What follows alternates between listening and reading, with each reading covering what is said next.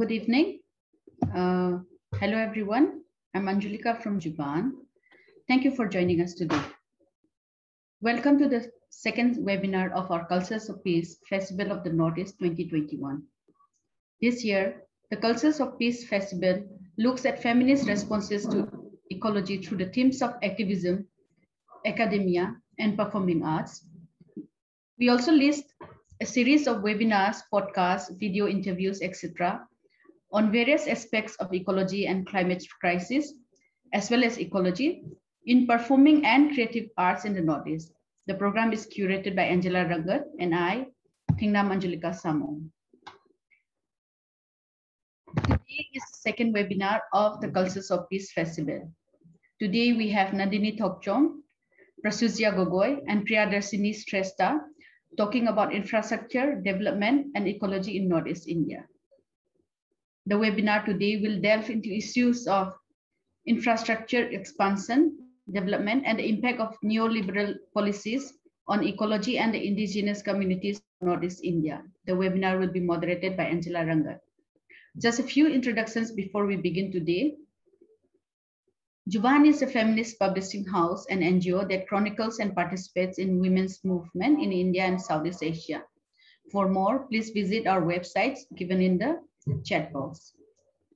We are conducting this webinar as part of Zubaan's Cultures of Peace Festival of the Northeast program, which is a collaborative project run by Zubaan and the Heinrich Böll Stiftung, Regional Office, New Delhi. The project aims at creating spaces for dialogue within civil societies in the 8 northeastern states of Arunachal Pradesh, Assam, Meghalaya, Manipur, Mizoram, Nagaland, Tripura, and Sikkim, as well as contiguous regions. Through diverse forms of cultural productions such as writing, music, film, theater, media, art, and more, this ever-evolving festival attempts to foreground many key issues that concern the region and its relationship with the rest of India or the mainland, against a broader framework of gender, identities, indigenous rights, and peace building. In 2020, as part of the 10th year celebrations of Cultures of Peace, a multimedia resource media archive was created to bring together the learnings from the past decade and to house video interviews, podcasts, essays, and artworks that showcase the work of artists, writers, musicians, and other cultural practitioners we have engaged with over the last decade.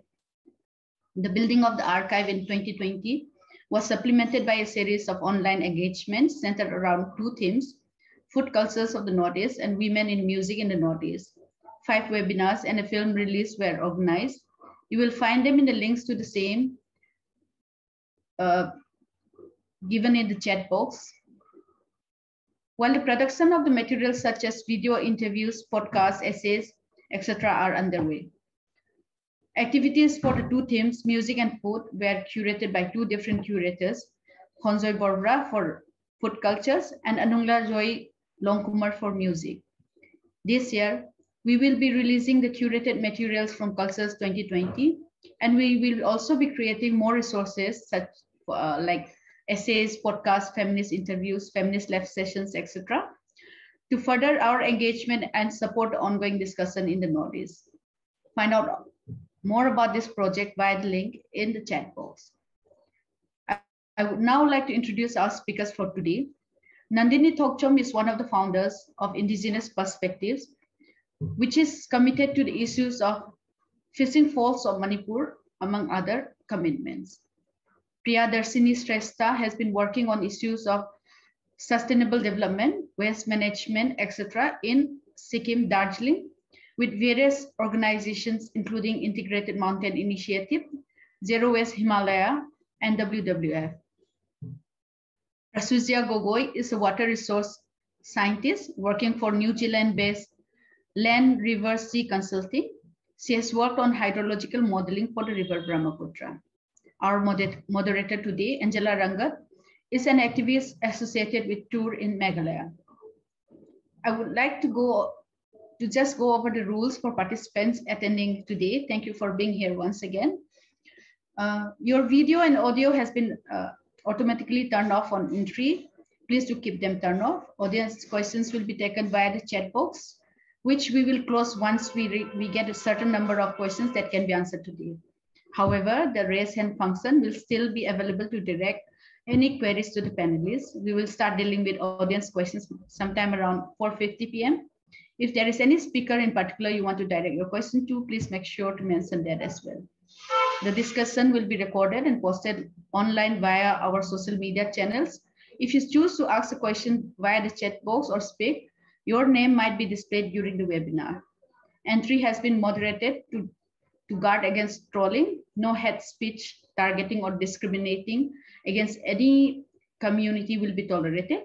Any participants using such speech will be removed from the webinar without warning. Before quoting any speaker outside of the webinar, please make sure to write to us at contact@zubaanprojects.org for clearance. Participants' details will also be shared with the Heinrich Böll Stiftung. Please write to us again if you would like your participation to remain anonymous. Thank you, and I hand over the webinar to Angela. Thank you so much, Anjulika, for all the introductions. Thank you for the three panelists for agreeing to be with us today. And thank you also to all the participants. As you know, we in the Northeast are often seen as being, quote unquote, underdeveloped when we view development in terms of material development, whether it's, dams, roads, infrastructure. On the other hand, we are also seen as being this repository of, rivers, forests, biodiversity, so an ecological Eden, in a sense. So we live in this paradox, and it is very important that we scratch the surface a bit more to understand what really is development. Are we underdeveloped? Do we want development? What has it done for us? What is it doing, especially with regard to ecology and especially, women in the region? And to help us do that today, we're so happy to have Priyadarshinee, Nandini, and Prasyujya. So without taking more time, I think we will structure this webinar in a way where we give our panelists about 5 to 7 minutes to make their introductory remarks, to share with us their work and their experiences on this issue of infrastructure, development, and ecology. After that, we will have a discussion. The discussion can be between panelists. It can be that I pose some questions. And also towards the end of this discussion, we will be most happy to hear from the audience and take your questions. So may I request Priyadarshinee to begin today's discussion.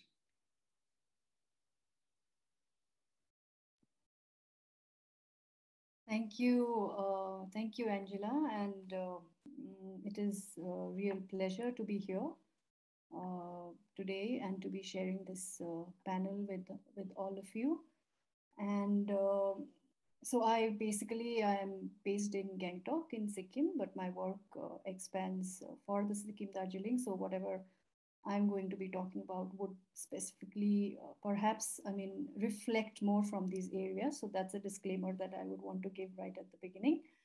And as mentioned, I'm also part of the Integrated Mountain Initiative, which is a platform that is for the mountain states. So I hope to also bring in some elements of the IHR also when I go into my talk. So let me begin by raising some key points about our mountains a little bit, which you've already done, the paradox that we are set in, Angela. And these are obviously very often repeated statements, and really there is nothing new in what I'm going to say. But the way things stand right now, it does seem like, these statements that I make and many of us make occupy a space that's limited mostly to text and on paper, and are disregarded where they matter the most, which is in the policy and planning processes. So needless to say, actually, but nonetheless, our mountains are critical spaces for people and for our diverse cultures. It's where our water sources are, our food systems derive from it, and it is in these shared spaces also that we find habitats for some of the most significant species that are found on this planet. But then these services also, extend the far beyond the mountains, and that is what increases the significance of these landscapes that much more. But at the same time, the Himalaya, they are also young. They're very fragile, and they are much more vulnerable to the global changes that are taking place. And the scale at which these changes are happening is unparalleled in human history. And as people of the mountains, we are already bearing witness to some of these changes. So within these larger global context of change, that is surely going to impact us. How we are going to go about doing things in these fragile and biodiversity rich landscapes will be critical for our future, and I don't have to stress about that too much.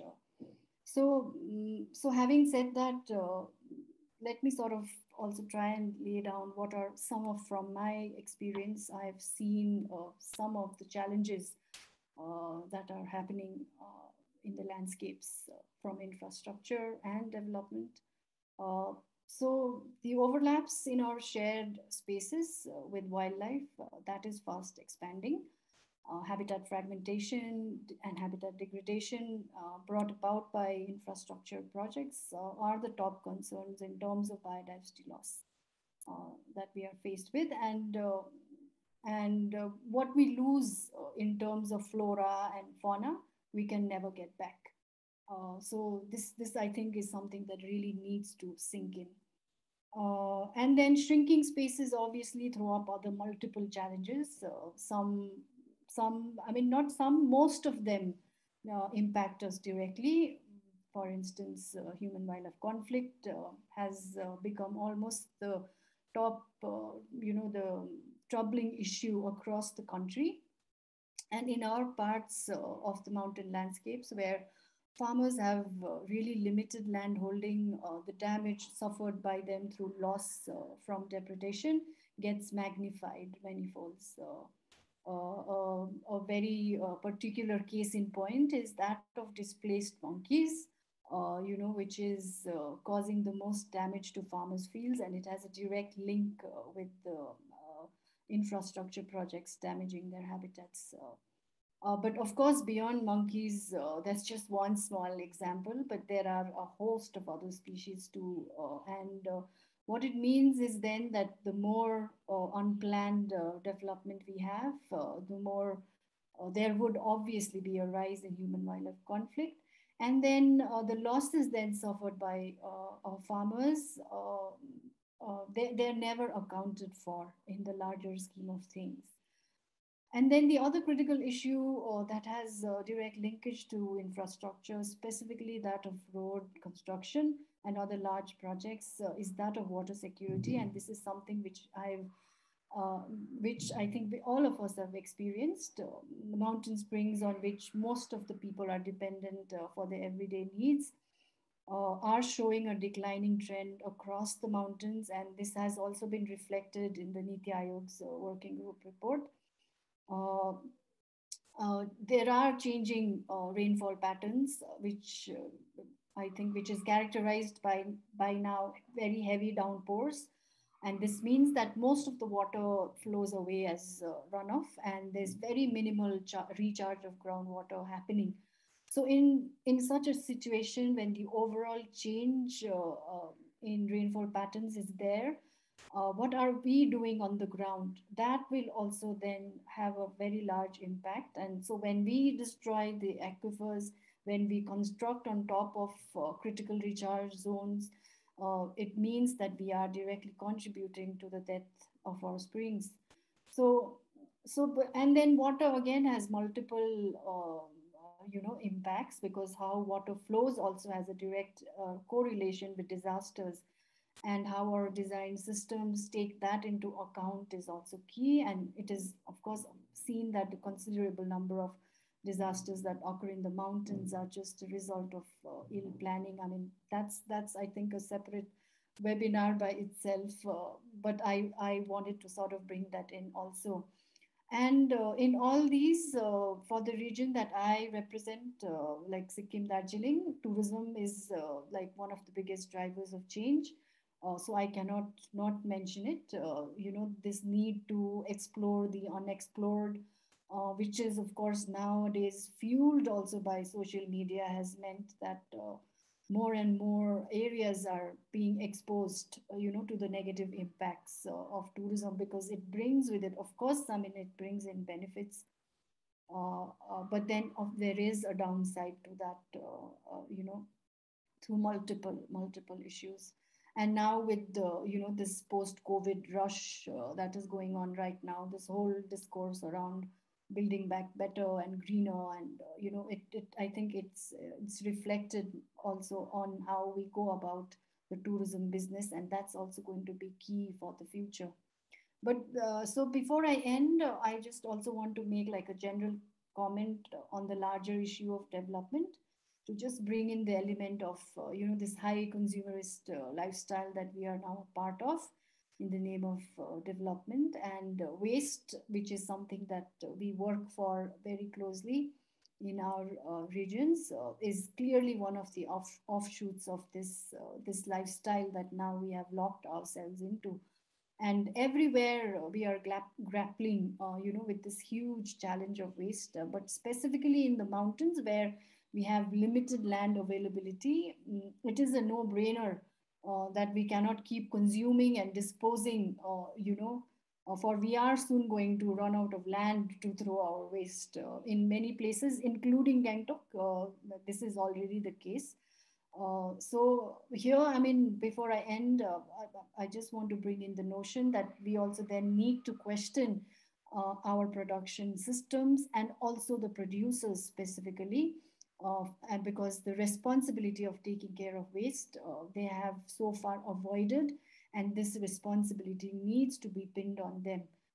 So these are just some of the very broadly I've sort of tried to lay out what are some of the challenges and issues I've seen. There are, of course, much more, but yeah, so that's like my 5 minutes or 6 minutes. I don't know how long I've taken. Thank you so much. Thanks, Priyadarshinee. I think you have set the tone for this webinar. I loved what you said about how the mountain landscapes, whatever happened here in these hills, actually has far ranging impact. These landscapes impact far beyond. And I guess it's the plains, it's much beyond our hills. And we're happy to be having Nandini as well as Prasyujya, who actually have experience on looking at, development in the plains and about floods and rivers. And also, if I can request the speakers to also ponder a little on how, what you said about the kind of development that is happening, which is bringing disasters, or which is challenging what you called water security. Obviously, it impacts us all, but there must also be a differential impact on men and women. So if we can also ponder on this question a little bit in this webinar, it will be nice. But for now, I think I would request Nandini to tell us more about the struggles of women in the plains of Manipur, and especially in the wetlands.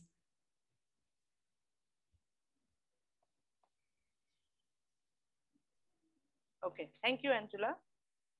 I hope I stick to the time given to me. To all the participants and everybody present here, I welcome you to Manipur. Let's zoom into Loktak and the adjoining areas, that is the wetland system. Manipur has a variety of wetland systems, but I'm going to focus today on Loktak and its periphery. So in the early 80s, this vast water body, which is now known as Loktak, was a natural and freshwater wetland system, a continuum of land and water, which means that during the lean season, many areas emerge as land amidst small water bodies that dot this area. So when the monsoon arrives and the water from the surrounding catchment areas begins to fill in, the whole area gets transformed into one vast water body, that is the Loktak. So during the lean season, floating vegetables and then which we call fumdis, will touch the ground, and then people actually used to do farming over there. And then as the monsoon comes, the water level rises along with the vegetation, and then and then the rivers that run through this lake find a way to join the Manipur River. And so it moves towards Myanmar side, and it acts as a cleansing system of vegetation, waste, and silt that has come down from all the rivers from the valley onto Loktak. So this was a cyclical system, which we call in our language Aka Akum, that marks the seasonal death and also the rejuvenation of this wetland system. Now, after the Itai barrage was built by the Loktak, it is called the Loktak Hydroelectricity Project. This has, after this barrage was formed, it has choked the Manipur River that flows into Myanmar and diverts water also onto Barak. So what it means, it has destroyed the life cycle of Loktak, the Aka Akum that I mentioned, and the life cycle of Loktak, where monsoon water fills the dried winter lake. So with this, the indigenous varieties of fishes and aquatic fauna and flora have, vanished. The cyclic nature of Loktak also used to decide the livelihood pattern of the community living there, whether it has to be farming or fishing or, plucking aquatic vegetation, whatever. But however, with no rehabilitation and resettlement, the affected people now live on this Loktak lake, which is now a kind of reservoir. So now they live as a fishing community only because they cannot do farming anymore. So see, with the water level kept at a constant level, and with the new proliferation of new and exotic aquatic, with the traditional methods and fishing methods have also changed. And one thing I wanted to tell you is that Loktak, when we talk about Loktak, it's very emotional for all the people living in the valley, especially the Meitei. It is the provider, and it is also the foundation of several legends, myths, and historical events that provide insights to the history of Manipur and our people. And then this is the largest freshwater lake in Northeast India. It houses the only floating national park, which where the dancing deer or Sangai lives, and it is also the only floating village in the whole world. That is called Tampu Kangpo. It is called. But then what the government has done is the legal framework made by the Loktak Development Authority formed in Manipur has made the people living in and around Loktak as encroachers. So they're no more legal residents of the Loktak system, But then we have to remember that this thing Loktak is protected under the Ramsar Convention also. So any activity that happens in Loktak has to abide by the Ramsar Convention. Now I will come to the present. Loktak is, when anybody comes to Manipur, they have to visit Loktak. This visit, seemingly unwarranted, is now a curse for Loktak, because it is for the reasons of this visit that each and every ruling government have tried to put in their strength and by force a series of tourism-related projects to make a boom in the tourism industry, which is supposedly the only viable industry in the conflict-torn area. So Loktak is sacrificed now. With this, I wanted to add that, they're planning a whole series of projects, Loktak Inland Waterway Project for the government to link surrounding villages of Loktak by motorboats. Several protests have been done and many letters of complaint have been made to all levels. Then, so motorboats are unaffordable to local fishermen. When they say that it is for the benefit of the people living in Loktak, it's just words. It does not suit to the traditional fishing system. Motorboats are noisy and fishing requires a quiet environment, and which is also true for the thousands of birds, local and migratory, that comes to Loktak. So this Loktak ecotourism project supposedly going to be funded by the ADB. It has components like golf, resorts, sea beach, walkways, which are against the very nature of this wetland system and the people that live here. Lakefronts once taken away will mean that fishing boats cannot move easily or they can fish easily. It will be overcrowded by tourists. Sea waves will be created, which is like absurd because the wetland is not a sea. And it's a wild idea of some big investors just to grab the land and the water. Now, I just want to add a little bit about another wetland system which is adjacent to Loktak, which is also an upstream called Pumlen Park. It's a big, massive area. Now in this massive area, because they're planning a lot of things in Loktak, they're planning to move this national park, which is there, which houses the Sangai, to Pumlen Park.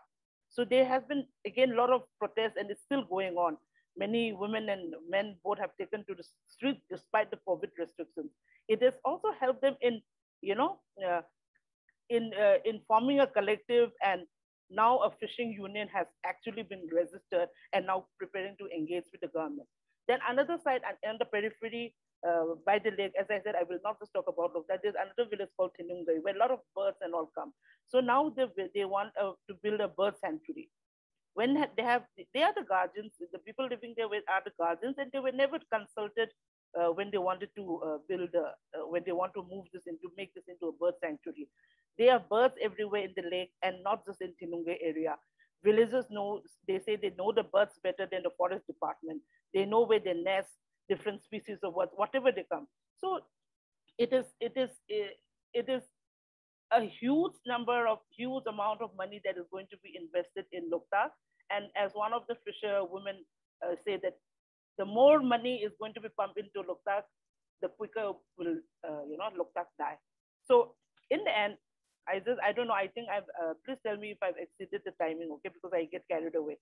So when they talk about ecotourism and all, this is nature. The people living in and around Loktak, they depend on nature. When it rains, when there is flood, they fish. When there's dry area, they farm. Then, they do vegetation, whatever. We depend on nature. This is the life of our indigenous lifestyle. So, but then when they want to do all these things, they're trying to take the nature away from us. They're trying to deprive us of the, conversation that we have with our nature. So actually, who owns Loktak and who owns the wetland system? This is a question that has to be challenged, and it is being challenged every day by the people living in and around Loktak, and women have been taking a massive role in resisting for Loktak. And in fact, they say that here in the lake, we women don't wait for the male. We do what we can. We can do almost the same thing with our males. This is a quote. We look after families, help each other out in spreading the nets, in catching the fishes. But they do more work because they are the one who also sells the fish, and the one who smokes the fish throughout the night. They sleep very little. And earlier they used to say they sleep only while coming to Imphal, that is about 1 hour, and while going back 2 or 3 hours on the buses is how they sleep. Is this fair? I think I'll end here. Thanks so much, Nandini. We could have listened to you on and on. And I think so many keywords you've thrown up. Encroachers is a word which is so disturbing, especially because given the context of Assam and what just happened with the, struggles around land. And I guess in many of our Northeastern states, it is like that. But some of the things you've thrown up about really who decides what is development. You were saying more money is poured into Loktak, the faster it'll die. And that's the question really. Are communities consulted? And more importantly, are women consulted when we have to, do we really get, an equal platform to participate in these decisions? Or are we, again, then just seen as people who do the cleaning up, and do the resisting? But nonetheless, I think for many of us in the different Northeastern states, we look at Manipur as being a place where women, the Mera Paibis, have shown the way, and we know that they will continue this resistance. And when it comes to women, I think whether we have really been equal participants in deciding what kind of development we want, or being the people who are these professionals in development, it's still a big question mark. And that's why it's so nice to have Prasyujya today, because many times when you think of people doing sort of technical work around ecology and, floods and rivers, whether it's planners or engineers, we imagine them to be just men. But we're really eager to hear from Prasyujya, who's a well-qualified woman and who will be telling us about her experience of looking at the river Brahmaputra and the flooding and infrastructure. So Prasyujya, over to you. Thank you, Angela, for inviting me. I will be sharing some slides, if it's all right with you. We can hear you, yeah. Yeah, I said I'm going to share some slides. Okay. Will it be all right?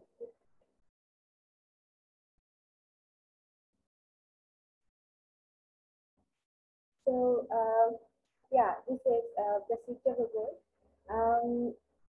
I have been working on this river Brahmaputra for quite a long time now with my PhD. And today I'm going to talk about the riverine island and how it has been affected by flood. And then I'll be talking about the ecological restoration of this island called Majuli Island, which is one of the largest river islands in the world. Yeah, so Prasyujya? yeah. You're covering your mic with your hand. Is it okay now? It's a little better. Yeah. Yeah. Okay. Sorry about that. Yeah. Yeah. To begin with, Majuli Island is one of the world's largest river islands, and it used to be 1,250 square kilometer, but because of excessive erosion due to flooding, it has reduced to now 518 square kilometer. So, and we know there is good flood and bad flood. So flood is like a part of Assamese people, we have to say, because you live next to the river Brahmaputra, and then you rely on the river, right? So your livelihood depends on the river. So so from one of my slides, you can see like flood comes and goes, but there is bad flood which happened in 1998, which actually has inundated the entire island, and which is it has destroyed most of the property, the livestock, agricultural fields, and so again it happened. The same severe flood happened in 2012. So which is also again has created lots of erosion towards the southern part of the island. So I'll go to my second slide. So Majuli Island is very rich and ecologically very rich. It has wetlands. It has like forest areas, and it is surrounded by Brahmaputra and Luit. So it has it's very rich in diverse, ecologically, it's very rich, and therefore it becomes home to lots of migratory birds and also reptiles, and then amphibians of different kinds. You can it's available there. So from my slide, I have created the places, the location where the forest areas are present, the wetlands are present. But though it is an island is very important in terms of because it's one largest island, and Archaeological Survey of India is also trying to make it as a World Heritage Site, cultural World Heritage Site. So I got a chance to work for this nomination this year for the UNESCO nomination this year to make it as a cultural heritage site. So in this slide, I try to show the ecologically rich areas and then the anthropogenic activities which is happening there. So mostly this is the location where you can see the highest concentration of anthropogenic activities. And also you can see there are wetlands, there are lakes, there are forest areas, and also because of heavy concentration of anthropogenic activities, it is also affecting the ecology of that area. So in my further slides, I will be explaining what has happened. And then I also try to see how the road constructions are affecting the, the wetland ecology and the forest ecology, because it actually fragments the, the forest areas, and it also fragments the wetlands, which is actually affecting the, the amphibians living there, the migratory birds who are residing there. So this is the slide which I'm trying to show how the road construction is leading to noise. If the road is next to the wetland, if it's like 50 meters, then it will impact more because of loud noise. It will create difficulty for the amphibian to, live there. So they tend to migrate, or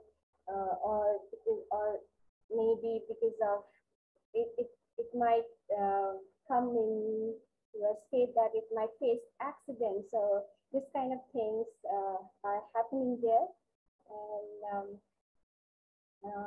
And then my next slide is the areas I have marked, which are the flood-prone areas. So flood is one of the biggest problem for this island. So these are the areas which are, shaded are the flood-prone areas. Basically, the southern tip of the island is mostly affected by flood. And this is one of the reasons that the island is shrinking, but the northern side is relatively stable, but the southern side is shrinking. And another reason of shrinking is there is the confluence of river Subansiri here and Brahmaputra here. And even the Subansiri river is a very notorious river, and then it actually erodes. It has that high erosive capacity. So I'll go to my next slide. So I talk about habitat fragmentation. I thought of showing in a diagram way.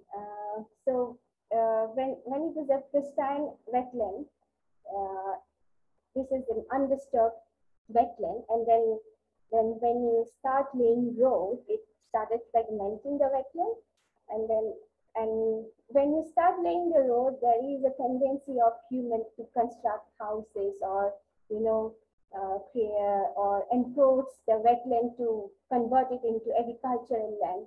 So this is what it is happening in the island, inside the island, and this is how human and animal conflicts are also happening, because people have started encroaching the wetlands, and which is leading to destroying the habitat of the animals, birds, amphibians, and so on. So after all this, the data which I have showed you before, like ecologically rich areas, and then anthropogenic activities, and then this area is becoming the highest, this area is becoming the zone of highest human influence. And if you go back to my previous slide, you will see that there are so many ecologically rich areas like wetlands, forests, etc. are concentrated in here. So, and in my next image, you can see that this black area is the most critical area. Like after overlaying all the data, we found out that this is the most critical area, and it needs certain management. Otherwise, this will lead to ecological, like it has already disturbed the ecology, but we can how to prevent it to for further damage. So here in this slide, I have divided into zones, like the whole island into zones, and then I have picked one zone, which is zone number 2 here. So these are the data which I have used, like green areas are the forest areas, and the yellow here are shown here are agricultural fields, and the blue dotted ones are wetlands, and the red ones are the settlement areas, villages, I mean, and then and this whole area is actually flood affected area. So after overlay, and then there are few roads here, which is actually leading to the fragmentation of wetlands and then forests, and and this is how I try to find out the problems of this particular zone. And the problems identified are like due to establishment of anthropogenic activities like house, road, etc., is affecting the habitat of the migratory birds, and then uh, and the animals living there. And then because of people started living there, they started cutting down the trees because due to high demand of fuel wood, and this has reduced the tree cover, and which is actually leading to the habitat destruction of the fauna. So I won't be going through much more detail, but this is the nutshell which I was trying to show you in this slide. And I also try to find out, like, if we try to manage this area, how we can do it. So you can limit the speed of the motorized vehicle so that there is less accident, and then allow move. And you can also restrict the movement of vehicles only to the Pakka roads or the PWD roads instead of trails, and then imposing restriction to the motorized vehicles on trails or Kacha road. And yeah, so I also looked on, like, if we try to involve people of that area to manage this area, like it will lead to institutional enhancement, and then appointing skilled and efficient people for managing and monitoring the tree conservation and social forestry program, and use of scientific technology for monitoring tree cover, improve infrastructure, and also like collection of seeds and saplings and their distribution so that they can grow trees where, regrow trees where already been, cut down, and then appointing local people to monitor those saplings. And then this actually will generate employment for the area. So these are the few people's benefit and some ecological benefits. Yeah. So now I'm going to talk about specifically on flood. So as we know, flood is a huge problem for Assam, and especially for this island. And flood has actually led to disruption on ecosystem, which is contributed to livelihood uncertainty, and then rapid and unexpected change in the environment can result in hazards such as flooding, erosion, and sand deposition. And at the community level, ecosystem disruption have an immediate impact on a community socio-economic situation, and loss of land due to erosion or siltation result in direct or indirect agricultural loss, impacting on the livelihood and opportunities of local cultivators. So few recommendations. Can I just interrupt you here a bit? Yeah, we should adapt this hazard vulnerability assessment, and then adaptation in agriculture instead of doing agricultural cultivation during flooding season. There are various ways of agriculture. I won't be going too much into detail because of time restriction. Yeah, I think our time is running out. Zonation, and then erosion control and flood control, wetland or floodplain as a flood control measurements. And this is one example which we did it for hazard vulnerability capacity assessment. So this is like we involved few local people of Majuli Island, and these are like hand-drawn maps. They try to map few amenities available in that area. So like we have been divided into a few villages. We try to find out this. Hello. Yeah. We're just running out of time, Prasyujya. Can you wrap up? I mean, I understand it's so scientific and so technical. We actually have to have the patience to listen to this, and it's important. But Hello. yeah, we can hear you. If you can wrap up, just because So these are time the amenities which are shown here. We try to find out that if there is schools, then if there is any health center or any elevated area where they can, shelter people during flood. So this is what this map shows.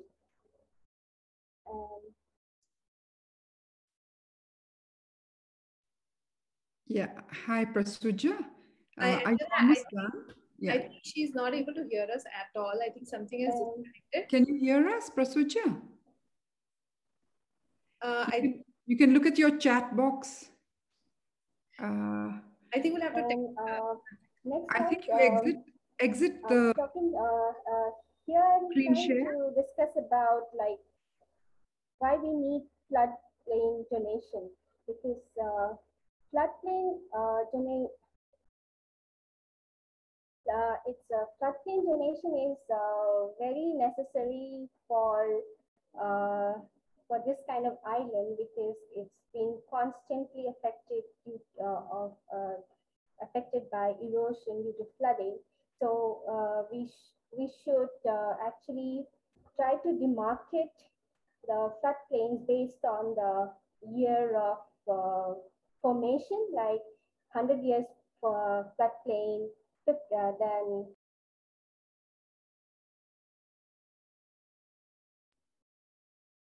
Prasyujya, can you hear us? Can you? Hi, Prasyujya, can you hear us? Hello. Hello, can you hear us? Yeah, I can. Yeah, no, we were just saying if you can wind up because of the time constraint. This is my last slide. Yeah, so many questions have come in. We totally understand this is important that we all listen to the science, as they say, and it's important.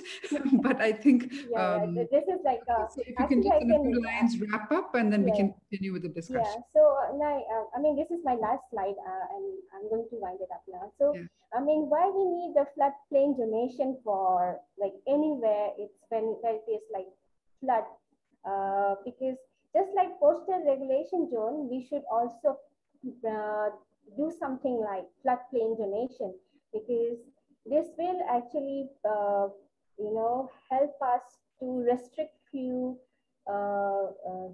like things like construction of resorts or construction of house near the rivers, because this will lead to less disaster, because when flood comes, it will also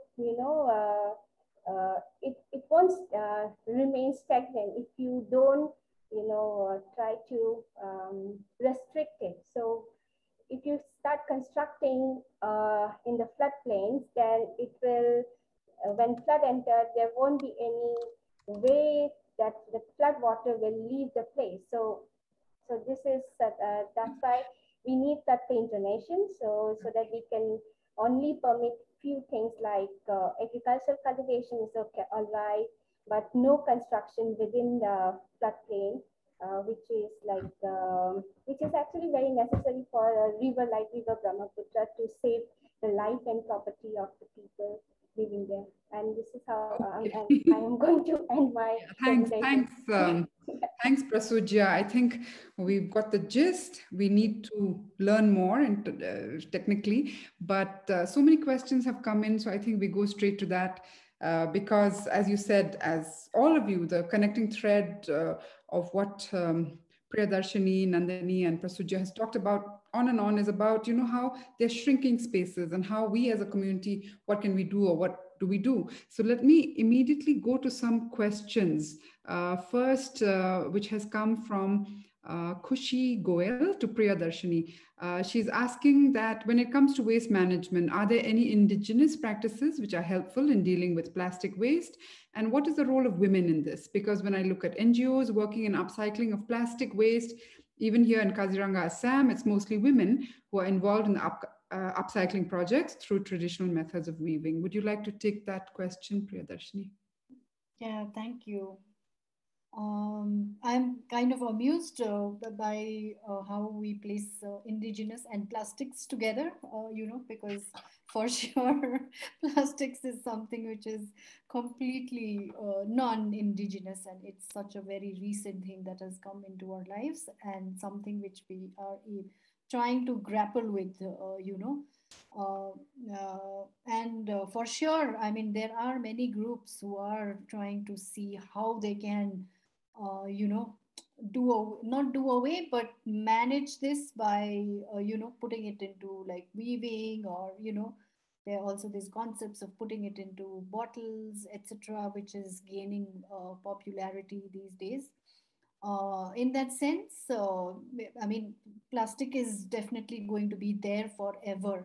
It's not going to go away. So, I mean, these are of course some of the managed, like, how do we say, like, short-term solutions that we are looking at to solve the crisis, but it doesn't really go away.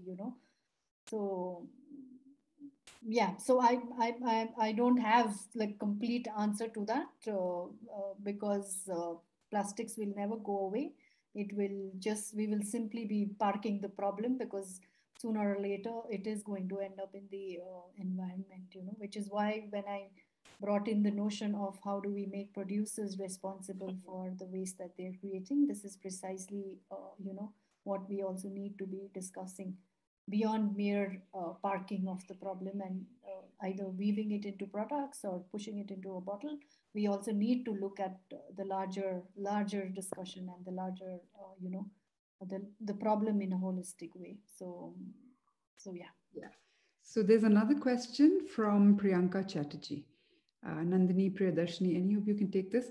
Have you witnessed any impact in the migration practices, lifestyle migration, forced displacement, and so on, that the people in the regions you're looking into might be experiencing owing to these development projects? Are women affected more adversely by such migration practices? Nandini, would you like to respond to that? Yeah, I will. I was also looking through the chat for this. There hasn't been any. There is migration which we see on the surface, but there hasn't been any study as such to sort of documented this thing of migration. See, but the thing is, as I was telling the story of Loktak, they used to farm and then they used to fish during the monsoon.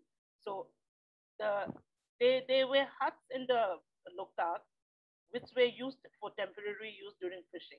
But now, since after Loktak became a reservoir after the barrage, people have actually started living there because they need to fish day and night. So this is the first form of migration that has taken place from the adjoining areas onto the lake itself.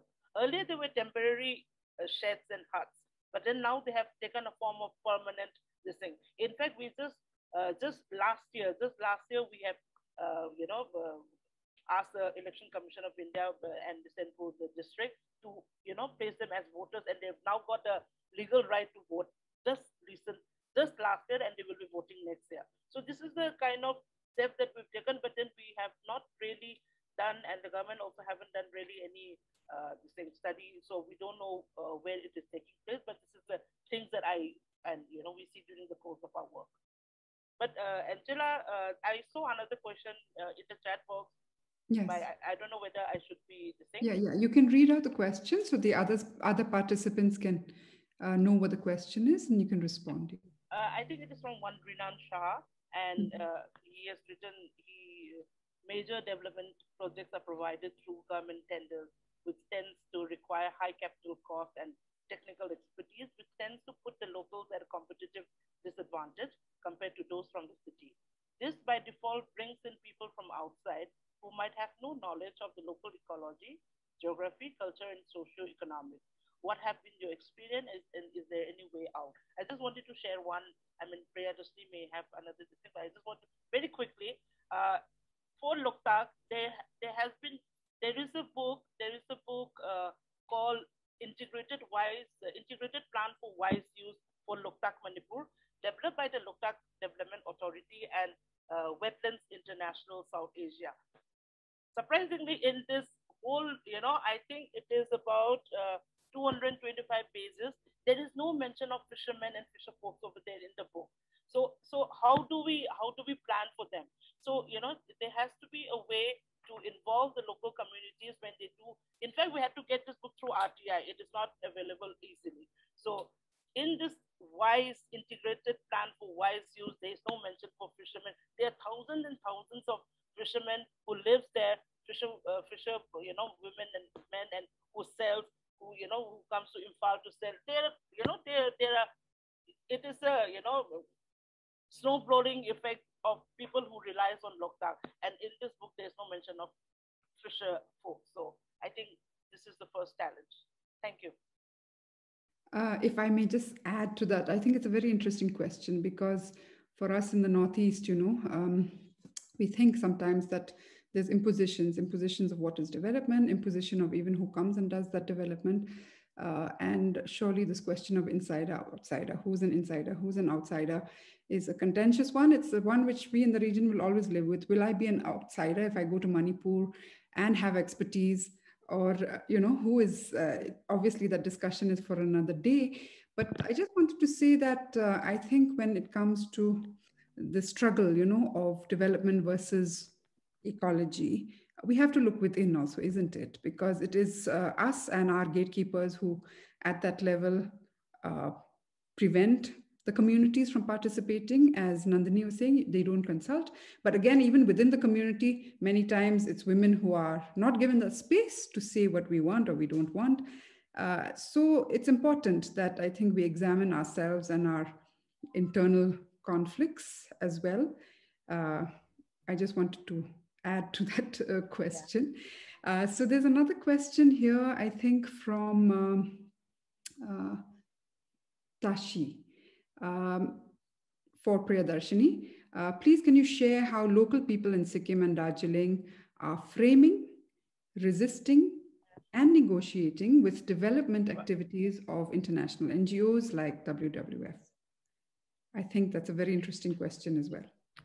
Yeah, it is definitely interesting, and I'm not sure what the development activities of NGOs like WWF refer to really, but let me sort of try and give a response to that, and by saying that it's not an easy job, like for instance, you just mentioned, Angela, this how we are ourselves also conflicted in so many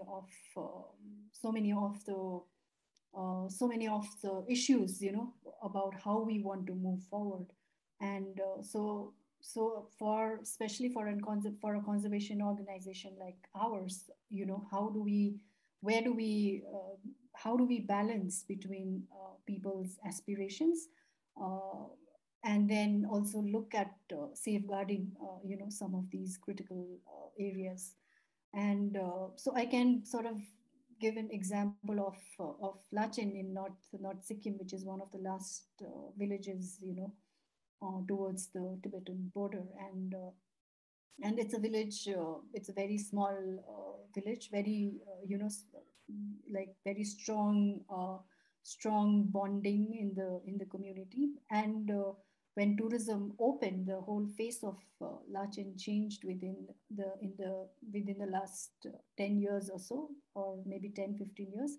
The entire face of Lachen has changed from what it used to be to what it is now, and it's become like a multi-storied landscape, and of course this has happened because they look towards Gangtok. They look towards Gangtok to see how it has developed, how the design of the buildings have shaped up in Gangtok, and that is exactly what they want to emulate, So I mean, in such a cold weather condition, almost all the hotels have tiles and marbles, and because that is what they've sort of aspired to. That's the direction that they sort of chose to take. And if now, when they look back, they do realize that they could have done things differently. But then, how do you then, so coming back to the work that then we do, how do you sort of match people's aspirations, because they are also, sort of conflicted also within themselves in the direction, the development direction that they want to take. So in that sense, now they of course look at a lot of things on how tourism can be made more sustainable. Uh, but in that sense, they've already also walked in that direction now, which is almost irreversible. So then when you bring in the work that we have to do, and when we have to go and talk to them about certain issues around conservation, not just biodiversity, but also cultural conservation, it is definitely like not an easy job to sort of balance between what they want, the direction that they want to head, and then how do you balance the two? So it's a very critical question, but definitely not an easy one to sort of respond to. Yeah. So there's another comment. It's not a question, he says, from Mirza Zedar, who says that tourism has a cross-cutting impact across Northeast India. And this has come out prominently in the reflections of the speakers. In Majuli also, this seems to have had a significant impact, as we heard from Prasyujya. And also Nandini, talking about how these resorts and lakefronts and golf, creating golf courses on the Loktak, how this has actually really impacted these fragile and very important biodiversity spots. So there are no more questions as of now, unless any of the speakers have anything else to say. I think I'll just try to tie it all together by saying that. Angela, Mirja has a question. He asks, can we learn from what has happened in other sites, such as the Inle Lake in Burma, or from Loktak? That is his question. Would you like to take that, Nandini? He wants you to. I think this is more of a suggestion that we have to look into. I don't think I have to really respond to this, because we are looking from everywhere, but I think he's suggesting, and which is well taken. Yeah, thanks. So like I said, the discussion has been lovely. I mean, it's thrown up so many things. Hopefully we will go back from here with more thought and so much more to chew on. And I guess, like what you said about what Prasyujya said about there are good floods and bad floods, about what Nandini said, that actually the Loktak is this reservoir where when there's monsoon flooding, it's like a seasonal filtering system. It rejuvenates flora and fauna. But again, with this sort of encroachment of development, not people, because people, I think, have always been around there. In fact, they're being turned away. There are these shrinking spaces, and there's shrinking Loktak, there's shrinking Majuli, there's shrinking biodiversity hotspots in Darjeeling and the Himalayas. So the question really is, how do we as community carve out a space where we have a say? And especially for us as women, today, just us being here discussing this, so much has come about. And I think that we can sort of play an important role in how we direct what is the kind of development we want. So I think it's been a lovely discussion. And we can close by requesting the panelists to maybe wrap up by saying a few things in a minute or two. Prasyujya or anybody? I'll just read out something that I've written and I just wanted to share. Loktak is regarded as Ima, like mother. So it is a female spirit and power that has transcended over the centuries, providing ample and sufficiently. It is also the intimate knowledge of the lake by the fishing community that has enabled them to protect Ima, our mother, with all they can do. Violating Loktak is an attack on womanhood, because we consider Loktak as our mother. And the fishing women of Loktak shall not absolve of any perpetrators, this is their word, and shall retain their resilience and fight for the rejuvenation, regeneration, and sustenance of Loktak Ima. Because they say Ima is an attack on, if they violate Loktak, is a violation of womanhood. Thank you. Thanks. Lovely thought to ponder on. Any last thoughts, Priyadarshinee and Prasyujya? Then we can, I think, wrap up. Yeah, just wanted to bring in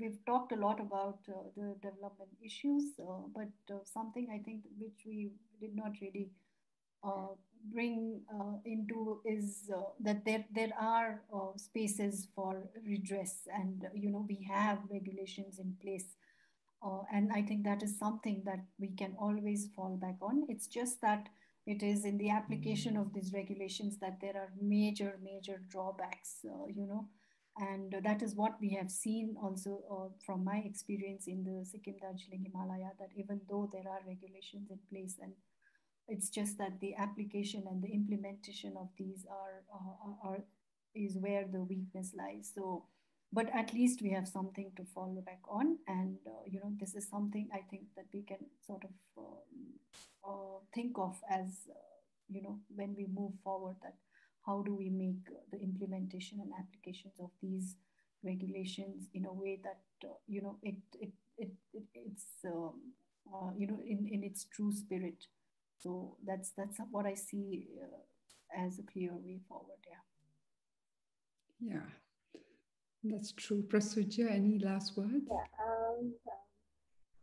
totally agree with Priyadarshinee, and I think one of the lacking in our Indian system is like we are focusing more on those issues which are not that important, but I mean that's my opinion. And then we should also, like, I'm working for New Zealand, and it's a shame that I'm not able to work for my own country. So like there, and what I have seen, like they are so much focused for environmental protection and working towards water resource, like, but in India what I have seen, there's less funding for this kind of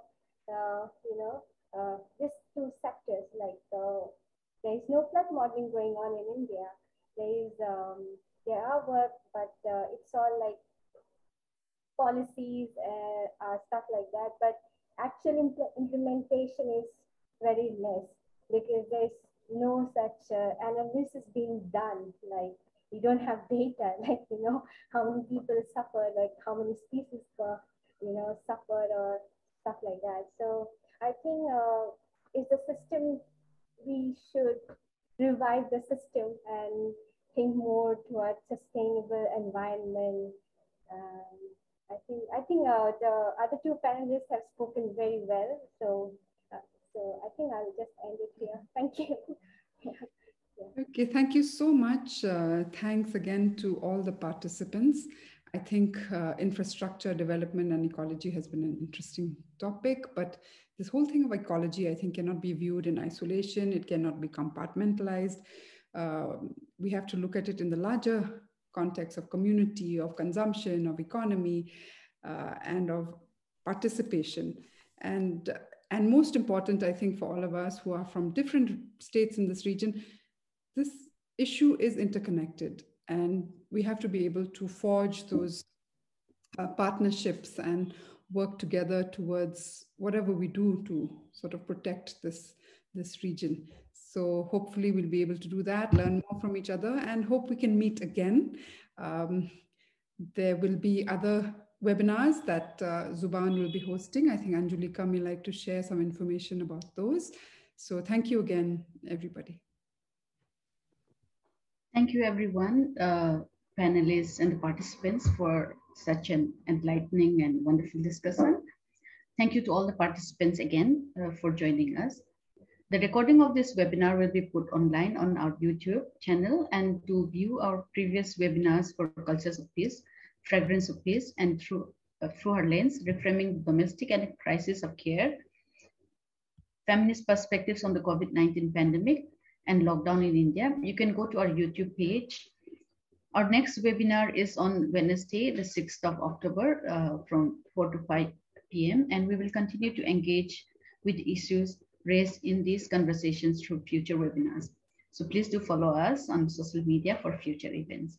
Have a good day, goodbye, and thank you once again.